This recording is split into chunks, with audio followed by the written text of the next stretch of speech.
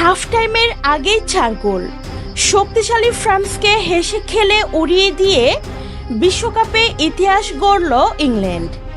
তৃতীয় স্থান নির্ধারিত ম্যাচে এমন দাপটে পারফরম্যান্স দেখে অবাক পুরো ফুটবল বিশ্ব। ম্যাচের শুরু থেকেই আক্রমণাত্মক ফুটবল খেলতে থাকে ইংল্যান্ড। একের পর এক আক্রমণে ফ্রান্সের রক্ষণভাগকে চাপে রাখে তারা।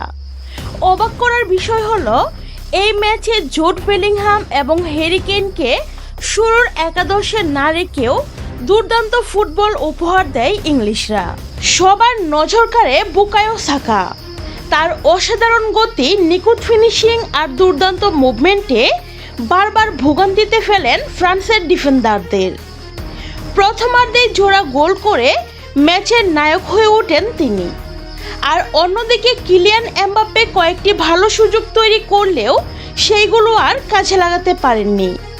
ইংল্যান্ডের শক্ত রক্ষণভাগের সামনে বারবার থেমে যায় ফ্রান্সের আক্রমণ। হাফ টাইমের আগেই 4 গোল করে ম্যাচ প্রায় নিশ্চিত করে ফেলে ইংল্যান্ড। পুরো প্রথমার্ধ জুড়ে ফ্রান্সকে নাস্তানাবুদ করে তারা।